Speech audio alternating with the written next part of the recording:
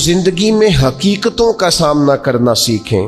Realities क्या हैं, हकीकतें क्या हैं, ग्राउंड रियलिटी क्या, इसको अपने ऊपर नाफिज करें। आप जो हैं वहीं तक रहें, आपके पास जो है उसके मुताबिक अपने पैर फैलाएं। आपका जितना दायरा कार है आप उसके मुताबिक अपनी जिंदगी के मामलात को तय करें। इसका लाजमी नतीजा ये निकलता है कि इंसान बहुत सारी आजमाइशों से, परेशानियों से, बेजा ख्वाहिशात से बच जाता है। हकीकतों का सामना करें। हम देहाती लोग हैं, हम देहातों में देखते थे लोग शादी ब्याह के मौके पर कर्ज इस बुनियाद पर उठा लेते थे कि मुझे इतनी सलामी भी तो इकट्ठी हो जाएगी ना, लेकिन कर्ज तो इकट्ठा हो जाता था पर सलामियां इकट्ठी नहीं होती थी। उसका लाजमी नतीजा परेशानी, आजमाइश, मुतालबा करने वालों की सख्ती, कर्ज के नीचे दबा हुआ इंसान, ये उसका लाजमी और फौरी नतीजा निकला करता था। मेरे भाई, हकीकत पसंद बने। सबसे पहले और सबसे बड़ी इस हकीकत को समझ लें कि इस कायनात का खालिक अल्लाह ताला, ये सबसे बड़ी हकीकत है। इस हकीकत के साए में जो लोग जिंदगी गुजारते हैं वो लोग कभी भी दुश्वारियों का शिकार नहीं होते, कभी भी उलझाव का शिकार नहीं होते। सबसे बड़ी हकीकत ये है कि अल्लाह हमारा रब है, खालिक है, मालिक है, राज़िक है, और फिर सबसे बढ़कर रहमान है और रहीम है, फिर सबसे बढ़कर गफ्फार है और सत्तार है। इस हकीकत को समझ लें। अल्लाह ताला ने कुरान मजीद में इस हकीकत का इस तरह इजहार फरमाया कैफ तकफुरून बिल्लाहि व कुंतुम अमवातन फअहयाकुम, तुम किस तरह अल्लाह का इनकार करते हो हालांकि तुम बेजान थे, उसने तुम्हें जिंदगी अता की। कुछ नहीं थे तुम, अदम में थे, उसने तुम्हें वजूद दिया। और फिर इरशाद फरमाया सुम्मा युमीतुकुम सुम्मा युहयीकुम, फिर तुम्हें मारेगा और फिर तुम्हें जिंदगी अता करेगा। सुम्मा इलैहि तुरजाऊन, फिर तुम्हें उसी की तरफ लौट जाना है। कभी इस हकीकत से कोई शख्स आंखें नहीं फेर सकता कि ये जो उसका अपना वजूद है ये भी सारे का सारा अल्लाह ताला की मशीयत और उसकी रजा पर मबनी। उसने अपना वजूद भी अपनी मर्जी से तश्कील नहीं दिया, कदकाठ अपनी मर्जी से तश्कील नहीं दिया, हुस्नो जमाल अपनी मर्जी से तश्कील नहीं दिया। तो फिर कैसी अजीब बात है, ये रोजमर्रा के मामलात अपनी मर्जी से तश्कील देना चाहता है। इसे चाहिए कि जिस तरह इसका वजूद, इसका हाफजा, इसके चेहरे की साख इसकी अपनी मर्जी की नहीं, रब रसूल की मर्जी की है, तो फिर ये भी जिंदगी अपनी मर्जी की ना गुजारे। इस हकीकत का कायल हो जाए कि जीना भी उसी तरह है जो हुक्म अल्लाह ताला ने इरशाद फरमाया है। लेकिन जिंदगी अल्लाह की दी हुई, रिस्क अल्लाह का दिया हुआ, सांसें अल्लाह की दी हुई, लोग जीना अपनी मर्जी से चाहते हैं। ये हकीकत पसंदी से दूर बात। जिस शख्स ने जो मशीनरी बनाई है आप उसी से पूछें कि इसको कैसे चलाना है, आप उसी से दरियाफ्त करेंगे कि क्या चीज इस्तेमाल करने से सेहत ठीक होगी, क्या इस्तेमाल करने से खराब हो। आप उसी तबीब हकीम के मशवरे से चलेंगे। हम मन चाहिए जिंदगी चाहते हैं, तो सबसे पहले तो इस हकीकत को समझ लें कि कायनात का रब जब बनाई उसी ने है तो चलेगी भी उसी के हुक्म के साथ। दूसरी बात, पूरी दुनिया इस बात को अच्छी तरह तस्लीम कर ले कि अल्लाह के लाडले और आखिरी नबी जनाब मोहम्मद रसूलुल्लाह है सल्लल्लाहु ताला अलैहि वसल्लम। अल्लाह ताला ने सारी रानाइयां, सारी खूबसूरतियां, सारा वकार और सारी इज्जतें नबी पाक की गुलामी में जमा कर दी। अब कोई शख्स अगर ये चाहेगा कि मैं हुजूर से हटकर कहीं से इज्जत अवेल कर लूं, नबी पाक अलैहिस्सलाम की पैरवी से हटकर कहीं से मैं कोई खैर इकट्ठी कर लूं, तो ये हकीकत पसंदी से दूरी है, हो नहीं सकता। वमन युतिल्लाह व रसूलहु फक़द फ़ाज़ फ़ौज़न अज़ीमा। कामयाबी उसी शख्स को मिलेगी जो अल्लाह और उसके रसूल की फरमाबरदारी करेगा। ये कायनात की सबसे बड़ी हकीकत है कि सारी कामयाबियां, सारा हुस्न, सारा कमाल, सारी खूबसूरतियां हुजूर की सुन्नत और शरीयत से वाबस्ता है। हम जितना मर्जी नए दौर का फैशन ओढ़ लें, जितना मर्जी भाग लें, जहां तक हमारी रसाई है हम जा लें, लेकिन हक और सच यही है कि कुल इन कुंतुम तुहिब्बूनल्लाह फत्तबिऊनी युहिब्बुकुमुल्लाह। अल्लाह कहते हैं महबूब इनसे फरमा दें अगर ये रब से मोहब्बत करना चाहते हैं तो आपकी गुलामी करें, अल्लाह इन्हें अपना महबूब बना लेगा। سب سے بڑی حقیقت یہ ہے۔ دوسری بات جو بڑی سمجھنے والی ہے اور غور کرنے والی ہے اسی سے وابستہ، کہ یہ بھی کائنات کی سب سے بڑی حقیقت ہے کہ نبی کریم اللہ کے آخری نبی ہیں۔ ما کان محمد ابا احد من رجالکم ولکن رسول اللہ وخاتم النبیین۔ محمد صلی اللہ تعالی علیہ وسلم مردوں میں سے کسی کے باپ نہیں ہیں، لیکن اللہ کے رسول ہیں اور نبیوں میں سب سے آخری ہیں۔ سورج اپنی جگہ چھوڑ سکتا ہے، چاند اپنی جگہ بدل سکتا ہے، ستارے زمین پر آ سکتے ہیں، اس زمین کا سارا نظام بدل سکتا ہے، پر رسول پاک کے بعد کوئی نبی نہیں آ سکتا۔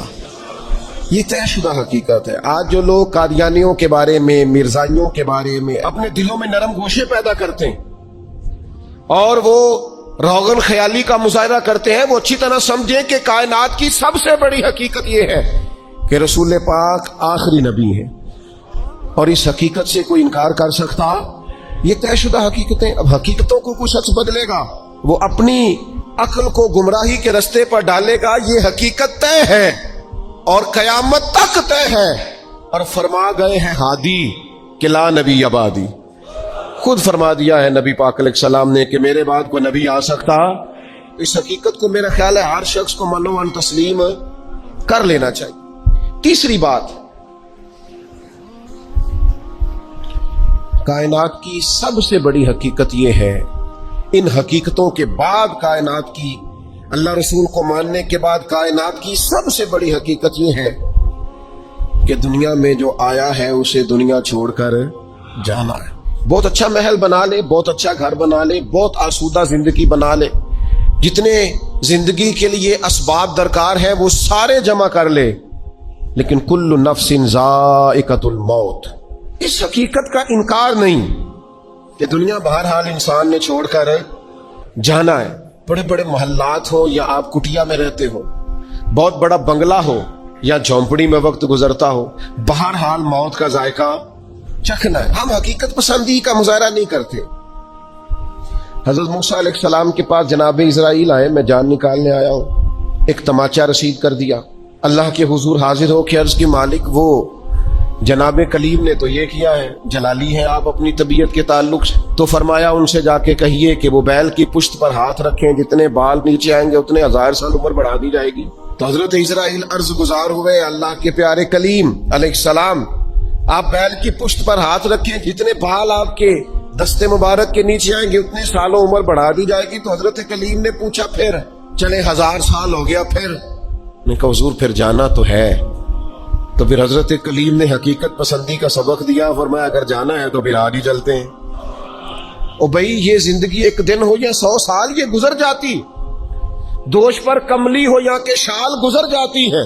چلو گر امیروں کی بہے اقبال گزر جاتی ہے تو غریبوں کی بہرحال گزر جاتی ہے، یہ گزر تو جائے گی، ایسا تو نہیں ہے کہ یہ رکے گی۔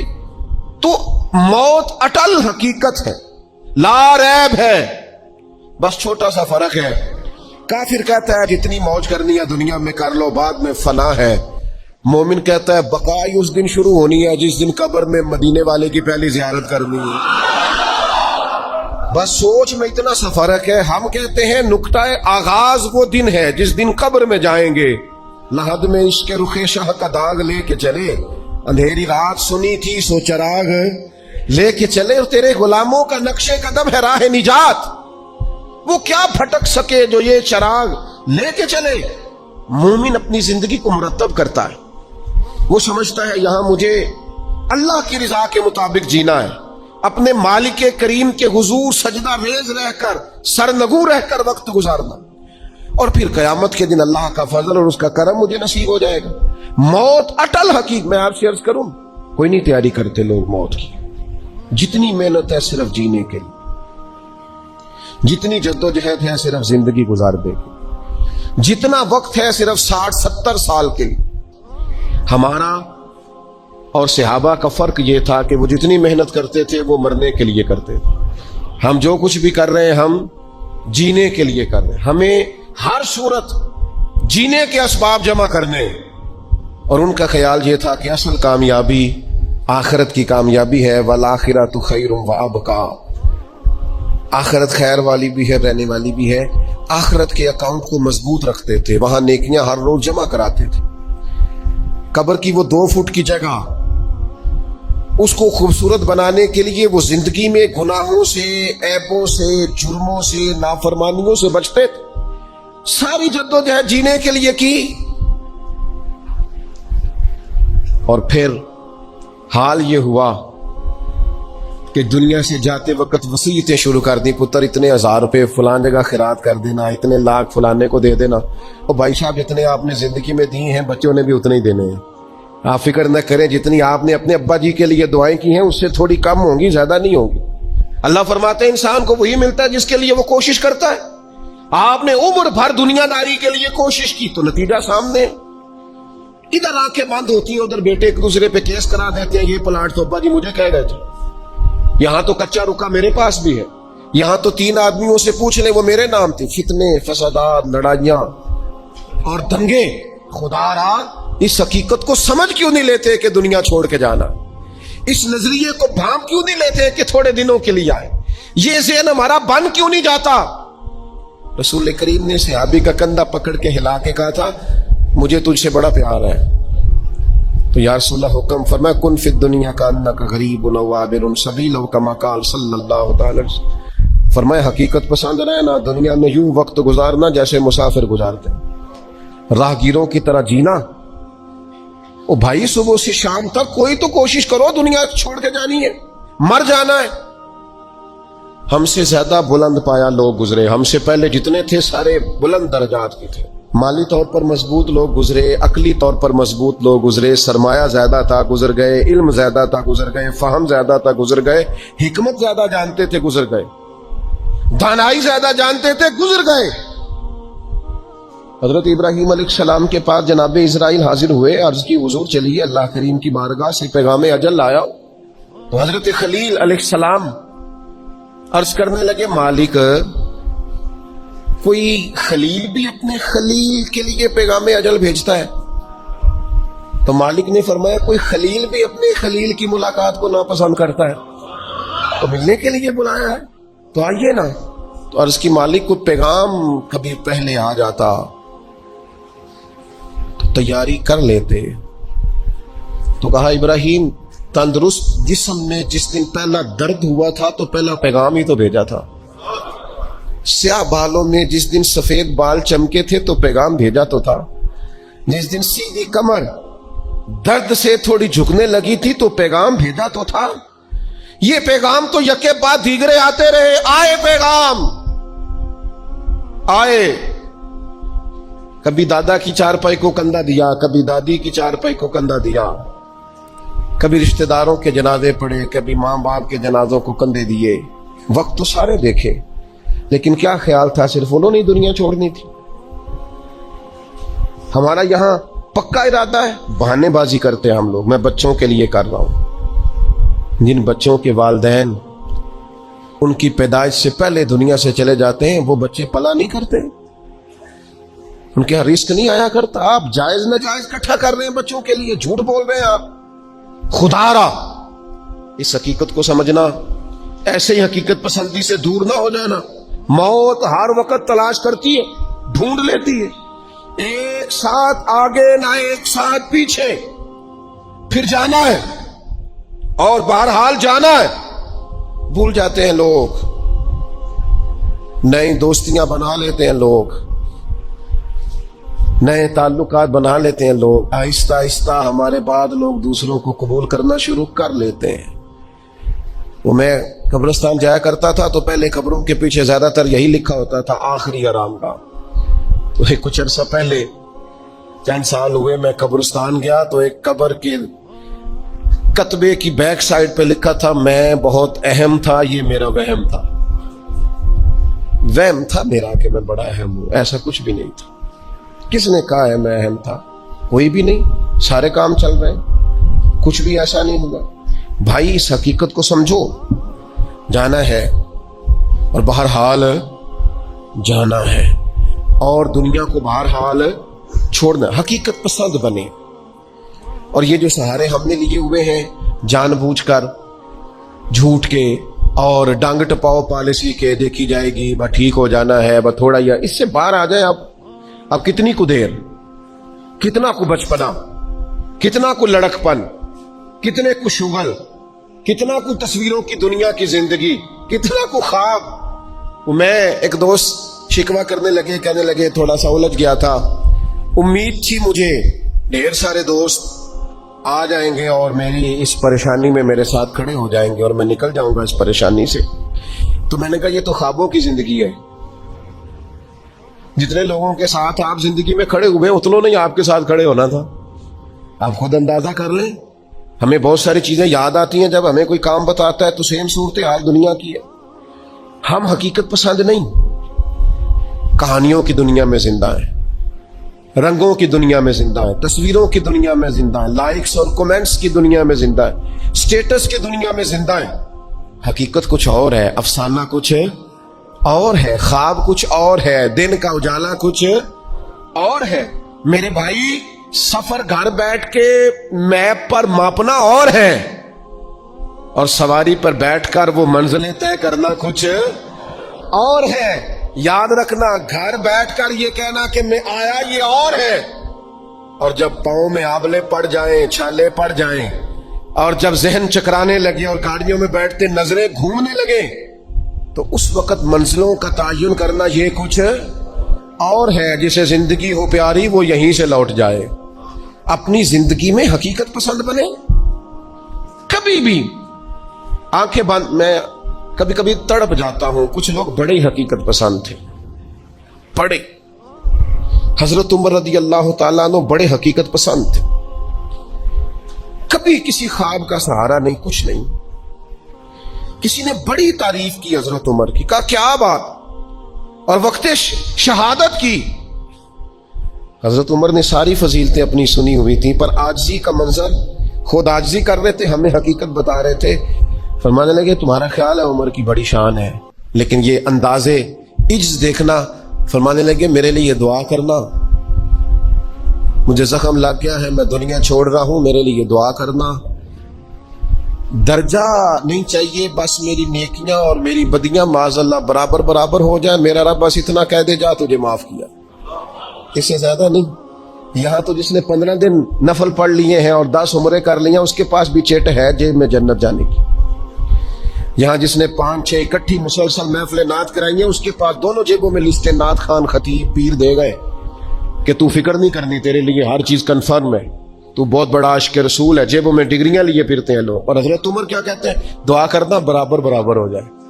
برابر. امام جعفر صادق رضی اللہ تعالیٰ عنہ، میرا وجدان ہے، میں سادہ آدمی ہوں، دعوے سے بچتا ہوں، لیکن ایک فقیرانہ سا دعویٰ کرتا ہوں، امام جعفر صادق کا خالی نام لینے سے فیض نصیب ہوتا ہے. کسی کا قول نہیں سنا رہا، ذاتی بات کر رہا ہوں. ذکر کرنے سے، نام لینے سے طبیعت کے اندر نورانی فیوز و برکات حاصل ہوتے ہیں.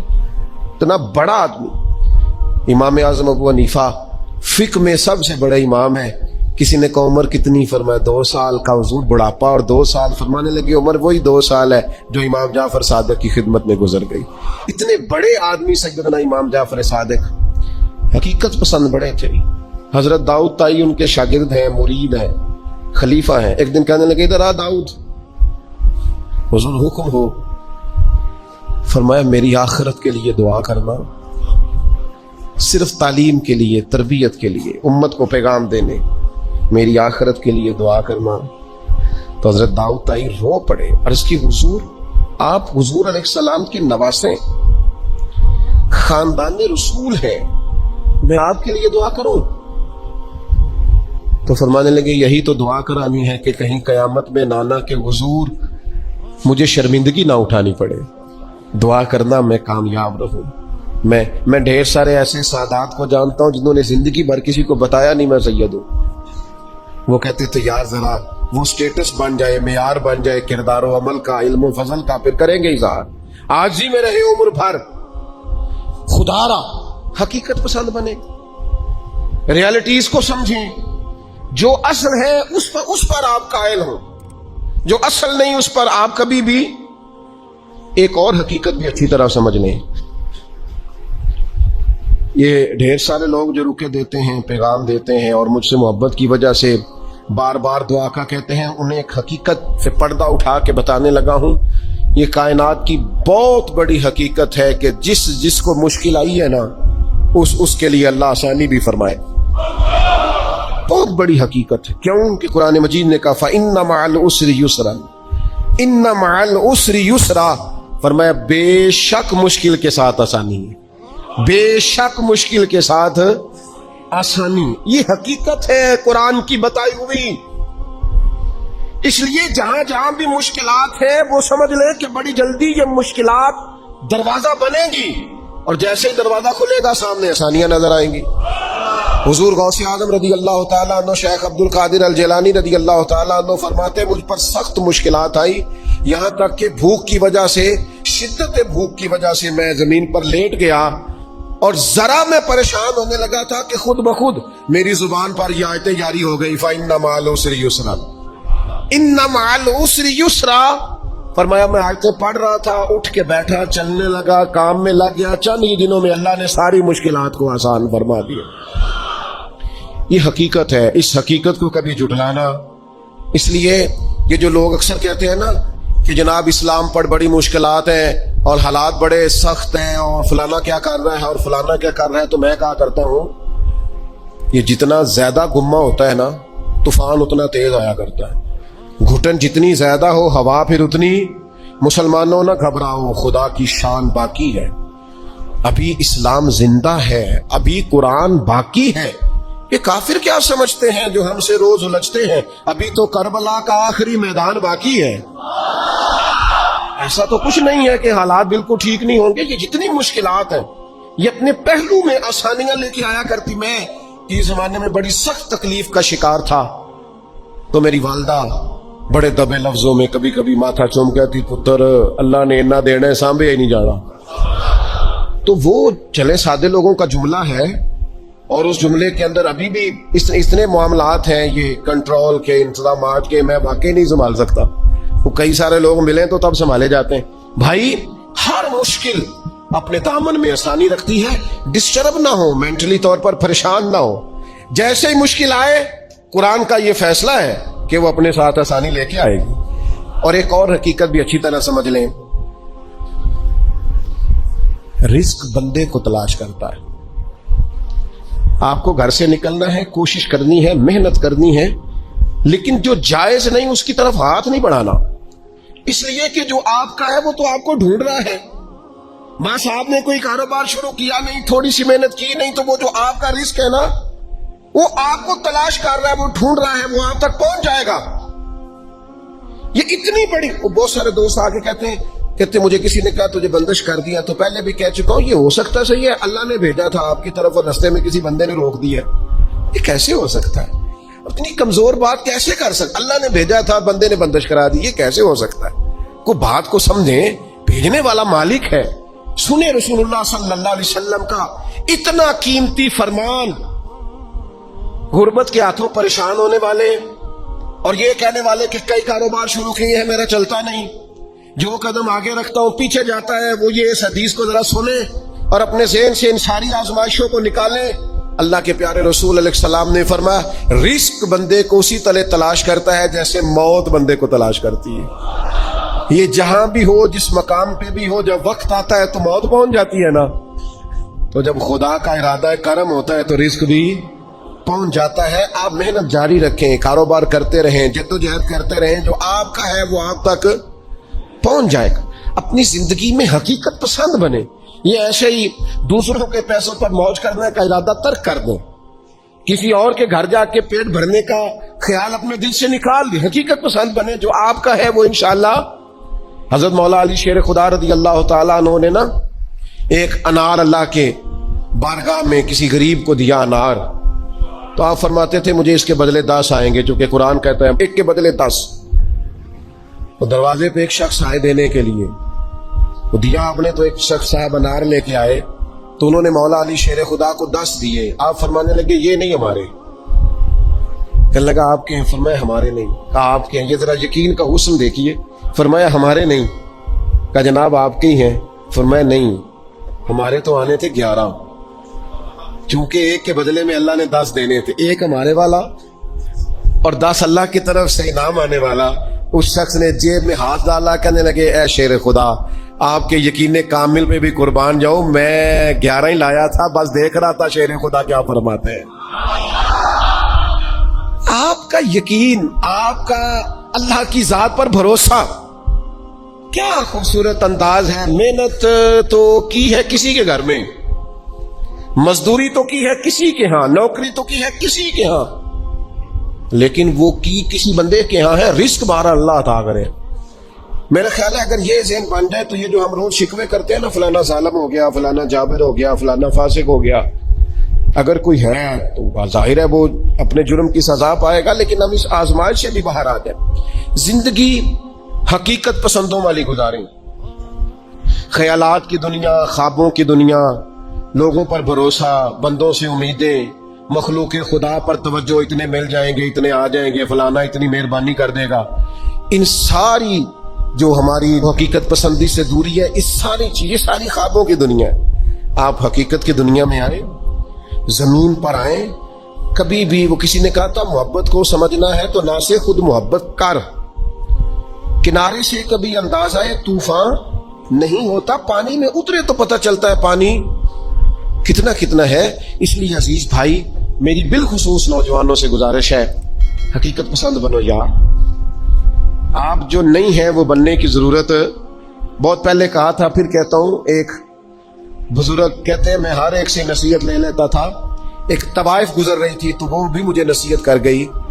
میں نے اسے کہا کہ پردہ کار اللہ سے ڈر. اس نے ایسا جواب دیا کہ کئی گھنٹے بابا جی بے ہوش رہے. کہتے میں نے کہا پردہ کر اللہ سے ڈر. تو کہنے لگی حضور معاف کرنا، آپ نے ایک بات کی ہے تو ایک میں بھی کر لوں. میں نے کہا بیٹا کر لو. تو کہنے لگی میں انشاءاللہ توبہ بھی کروں گی، پردہ بھی کروں گی، پر ایک بات کرنی ہے، میں جو ہوں وہی کہلاتی ہوں. آپ بتائیے، آپ جو کہلاتے ہیں آپ وہ ہیں کہ یا ڈھونگ رچایا ہوا ہے؟ سچ بتائیں. لوگ تو آپ کو ولی اللہ مانتے ہیں، درویش، صوفی، فقیر، خدا ترس مانتے ہیں. آپ نے ڈھونگ رچایا یا آپ ہیں بھی؟ فرماتے اللہ اکبر کا اور بے ہوش ہو کے زمین پہ گر پڑا. اور پھر میں اسے ڈھونڈتا رہا. زبان خلق کو نکارائے خدا سمجھو. او بھائیو، حقیقت پسند بنو. یہ جو ہم نے بہانے بازی اپنے ساتھ لگائی ہوئی ہے، اپنے ساتھ دھوکہ کرنا چھوڑ دو، اپنے آپ کے ساتھ ظلم چھوڑ دو، اپنے آپ کے ساتھ زیادتی چھوڑ دو، اپنے آپ کے ساتھ جان بوجھ کر خوش فہمیوں میں زندہ رہ کر عمل سے دور ہونا اور اپنے لیے معاذ اللہ قیامت کی سزائیں اکٹھی کرنا، اسے چھوڑ دو. حقیقت حال پر میں، اللہ مجھے معاف کرے، خدا نہ کرے میرے منہ سے کوئی ایسی بات نکلے. یہاں لوگ بچے داخل کرانے آتے ہیں، کہتے ہیں کہ بچہ داخل کر لیں، حفظ کرا دیں، ہماری بخشش کا ذریعہ بن جائے گا. تو میں کہتا ہوں آپ کی ابھی 45 سال عمر ہے، آپ اپنی بخشش کے لیے خود تیاری کیوں نہیں کرتے؟ یہ بچہ آپ کی بخشش یہ تو کرائے گا، حدیث میں موجود ہے. لیکن میرے بھائی یہ کیا بات ہوئی، آپ نہ جائز دیکھیں نہ ناجائز دیکھیں، نہ نماز کا خیال کریں نہ حدود اللہ کا خیال کریں، اور آپ نے ذہن بنا لیا ہے کہ بچہ داخل کرا دیا تو بخشا دے گا. اور وہ جو بخشانے والی بات ہے نا مشکات میں، اس کے بھی لفظ کیا ہے؟ فرمایا جو قرآن مجید کو پڑھے اور قرآن کے حلال کو حلال جانے اور حرام کو حرام جانے، وہ اپنے خاندان کے 10 بندے لے کر جنت میں جائے گا. میں انکار نہیں کرتا، یہ بہت بڑی بشارت ہے، حافظ بندے جنت میں لے کے جائیں گے. اور اعلیٰ حضرت نے لکھا ہے عالم دین کے شاگردوں کی تعداد آسمان کے تاروں کے برابر بھی ہوئی تو اللہ عالم کی سفارش ان کے حق میں قبول فرمائے گا. یہ بات درست ہے، پر یہ کہ آپ بھروسہ کر کے بیٹھ گئے. حضرت ابو ہریرہ رضی اللہ تعالیٰ عنہ نے کہا تھا حضور جو کلمہ پڑھے گا جنت میں جائے گا. تو یہ روایت میں بیان کر دوں تو حضرت عمر قریب تھے، عرض کی حضور اس طرح تو لوگ عمل کرنا چھوڑ دیں گے. تو حضور نے فرمایا ابو ہریرہ رہنے دو، ان کو وہی باتیں بتاؤ جو عمل کے قریب کریں. بڑی خوش فہمیاں ہیں، نا عاقبت اندیشیاں ہیں. کبھی کبھی لوگوں کی باتیں سن کے ہم حیران ہو جاتے ہیں کہ یار چھوڑ دیں، آپ حقیقت پسند بنے. کم از کم میں، کم از کم آپ، ہم تو اتنا سوچیں کہ یار بس جو اصل ہے اس پر رہیں، اصل سے آگے بڑھنے کی کوشش نہ کریں، ورنہ پھر زندگی ہواؤں کی نظر ہو جائے گی. خوابوں میں جینے کی ضرورت نہیں ہے. آپ آنکھ کھولیں، بیدار ہوں اور بیداری میں زندگی گزاریں. آپ کو لطف آئے گا کہ جو آپ ہیں وہی آپ کر رہے ہیں. میرے بھائیوں، محبت، دل کی وابستگی، روح کا میلان اس کو کہا جاتا ہے دل انسانی جسم کا بادشاہ ہے. جو چیزیں دل میں پنپتی ہیں، جو خواہشات دل کے اندر قرار پکڑتی ہیں، سارا وجود وہی کرتا ہے. انسان کا پورا نظام اسی دل کی فرما برداری کرتا ہے. لیکن ہوتا یہ ہے کہ نہ چاہتے ہوئے بھی، سمجھ بوجھ رکھتے ہوئے بھی، چیزوں کے مضر اثرات سے آگاہی رکھتے ہوئے بھی بعض اوقات دل ایسی چیزوں کی طرف میلان کرتا ہے جو بڑی نقصان دہ ہوتی ہے. انسان کے وجود کا بھی، اس کی روح کا بھی، اس کے باطن کا بھی وہ چیزیں بہت زیادہ نقصان کرتی ہیں. لیکن انسان ان سے بعض اوقات نجات نہیں حاصل کر پاتا. مثلا سب کو پتا ہوتا ہے کہ ہرس، لالچ، ہوس یہ کوئی اچھی چیز نہیں. اللہ تعالیٰ اگر ضروریات کا رزق عطا کر دے اور ضروریات پوری ہونے لگ جائیں تو بہت اچھا ہے. لیکن نہ چاہتے ہوئے بھی بعض لوگ مال کی ہرس میں، ہوس میں، لالچ میں مبتلا ہو جاتے ہیں. یہ محبت دن بدن بڑھتی چلی جاتی ہے. وہ خود اپنے آپ سے کئی دفعہ سوال کرتے ہیں کہ دل تو نے تو ایک دفعہ یہ کہا تھا کہ بس میری ضروریات پوری ہونے لگ جائیں، 2 وقت کی روٹی چلنے لگ جائے، بچوں کے اخراجات نکلنے لگ جائیں، سر چھپانے کو ایک مکان مل جائے تو کافی ہے. اب تو کدھر نکل گیا؟ لیکن بہت سارا اس سے بڑھ کر اللہ نے فضل کر دیا، خواہش سے بڑھ کر عطا کر دیا، لیکن کہیں ٹھہراؤ نہیں ہو پا رہا، دل روک نہیں رہا. روز مال کی محبت، مال کا لالچ بڑھتا چلا جاتا ہے. یہ اس قدر زیادہ نقصان کرتا ہے کہ نبی کریم صلی اللہ تعالی علیہ وسلم نے ارشاد فرمایا کہ دنیا کی محبت ہر گناہ کی جڑ ہے. یعنی لوگ سمجھتے ہیں کہ معمولی بات ہے کہ میرے دل میں مال کی محبت بیٹھ گئی ہے، لیکن یہ بڑا گہرا مرض ہے.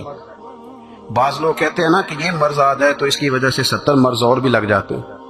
تو یہ دنیا کی محبت وہ مرض ہے، مال کی محبت وہ بیماری ہے کہ جس کی وجہ سے سینکڑوں امراض پیدا ہوتے ہیں. حلال حرام کی تمیز اٹھ جاتی ہے، رشتوں کا تقدس پامال ہو جاتا ہے، بہن بھائیوں کے رشتوں میں دراڑ آ جاتی ہے. لوگ اس مال کی محبت میں مبتلا ہو کر خونی رشتوں تک کو بھول جاتے ہیں.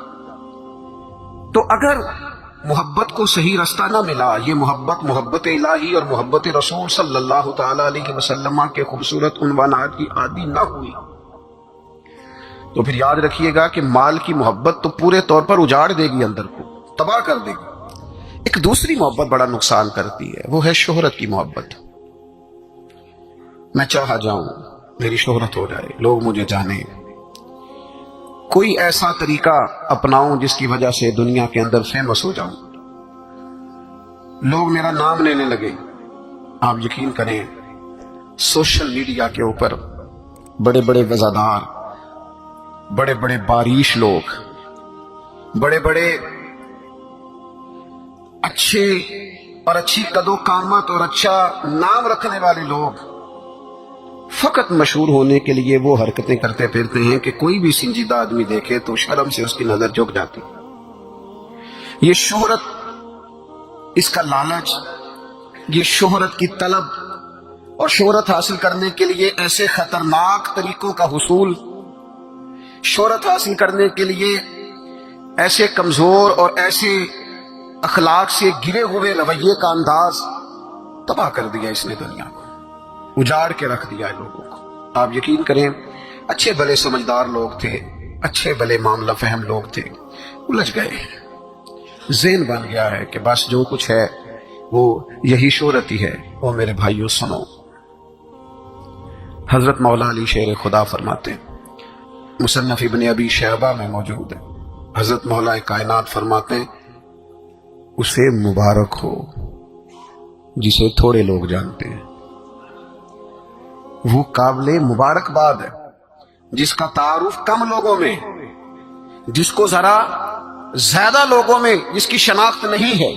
میرے بھائی آپ کبھی ان لوگوں سے پوچھ کر تو دیکھو، ان سے کبھی ملاقات تو کرو جو بڑے مشہور ہو گئے، کبھی ان کی تنہائی میں ان کے پاس تو بیٹھو، ان سے پوچھو تو صحیح. اس شہرت کے سبب سے انہیں کچھ ایسے کام بھی کرنا پڑتے ہیں جو وہ کرنا نہیں چاہتے، انہیں کچھ ایسے رستوں سے بھی گزرنا پڑتا ہے جہاں سے گزرنے کا کبھی انہوں نے سوچا بھی نہ تھا. وہ تو چاہتے تھے کہ کوئی تنہائی ہوتی، قرآن مجید کا نسخہ ہوتا، 500 دانے والی تسبیح ہوتی، کہیں مصلے کا نور ہوتا، دل میں ہو یاد تیری گوشہ تنہائی ہو، پھر تو خلوت میں عجب انجمن آرائی ہو۔ دل چاہتا تھا، لیکن یہ شہرت، اس کی طلب، ہاں ایک بات ہے، اگر آپ شہرت چاہتے ہیں، معروف ہونا چاہتے ہیں، مشہور ہونا چاہتے ہیں، بہت سارے لوگوں میں چاہتے ہیں کہ آپ کا نام سنہری حروف سے ہو اور زیادہ لوگ آپ کو جانے پہچانے، تو قرآن مجید نے نسخہ دیا ہے۔ فرمایا ان الذین آمنوا وعملوا الصالحات سیجعل لهم الرحمن ودا، جو ایمان لانے کے بعد نیک عمل کرے گا، رب لوگوں کے دلوں میں محبت پیدا فرما دے گا۔ رحمان ایسا ماحول بنا دے گا کہ ان لوگوں کے دلوں میں، اللہ تعالیٰ لوگوں کے دلوں میں اس بندے کی محبت پیدا کر دے گا۔ ایک اور محبت ہوتی ہے، اولاد کی محبت، بڑی اچھی محبت ہے، ہونی چاہیے، لیکن اگر یہی اولاد شریعت کے راستے میں آنے لگے، اگر یہی اولاد اس طرح کا رویہ اختیار ہونے لگے کہ آپ کو اس کی خاطر حلال حرام کی تمیز بھولنا پڑے، یا اولاد کہیں رکاوٹ بنے شریعت کی راہ میں، تو پھر قرآن مجید نے کہا انما اموالکم و اولادکم فتنہ، پھر یہ تمہارے لیے آزمائش ہے، پھر تمہیں تھوڑا غور کرنا پڑے گا، تمہیں پھر دیکھنا پڑے گا، پھر تمہیں توجہ کرنی پڑے گی کہ کہیں اللہ رسول کے راستے میں تو نہیں آ رہی۔ حضرت ابوبکر صدیق رضی اللہ تعالیٰ عنہ کے بیٹے نے ایک دفعہ کہا تھا کہ ابا جی، مسلمان ہونے سے پہلے جب بدر کے دن میں کفار کی طرف سے لڑتے ہوئے آ رہا تھا تو آپ میری تلوار کی زد میں آ گئے تھے، میں آپ کو قتل کر سکتا تھا پر میں نے باپ سمجھ کر کے چھوڑ دیا۔ تو سیدنا ابوبکر صدیق فرمانے لگے بیٹا تو ابھی کلمہ نہیں پڑھتا تھا، تو نے مجھے باپ سمجھ کے چھوڑ دیا، اگر تو بدر والے دن میری تلوار کے نیچے آتا تو میں تجھے کبھی بیٹا سمجھ کے معاف نہ کرتا، دین کا مخالف سمجھ کے قتل کر دیتا۔ اس لیے کہ جو اولاد شریعت کے راستے میں آئے گی، دین کے راستے میں آئے گی، پیغام حق کے راستے میں آئے گی، اسے اولاد سمجھ کر درگزر تھوڑا کیا جائے گا۔ میرے عزیزو، وطن کی محبت بھی کبھی غالب آتی ہے، علاقے کی محبت بھی کبھی غالب آتی ہے۔ انسان جہاں پیدا ہوتا ہے، جہاں جوان ہوتا ہے، جہاں وقت گزارتا ہے، جہاں اس کے احباب ہوتے ہیں، جہاں اس کی دوستیاں ہوتی ہیں، جہاں اس کے تعلقات ہوتے ہیں، وہ محبت بھی کبھی غالب آتی ہے۔ لیکن یاد رکھنا، سارا کچھ ہی مکہ مکرمہ میں موجود تھا، وہیں پیدا ہوئے تھے صحابہ، وہیں دوستیاں تھیں، تعلق تھے، رشتہ داریاں تھیں، لیکن جب پتہ چلا نا کہ محبوب کو مدینہ پسند ہے تو پھر کسی نے بھی وطن سے پیار نہیں کیا، محمد عربی کے شہر سے محبت فرمائی ہے۔ میں اللہ کے حضور بڑے درد دل سے آج عرض گزار ہوں، اے اللہ پوری دنیا کے مسلمانوں کو، پاکستان والوں کو اللہ حقیقت پسند کر دے، محنت کا عادی کر دے، کردار و عمل کو ٹھیک کرنے والا کر دے، آسانی والا کر دے۔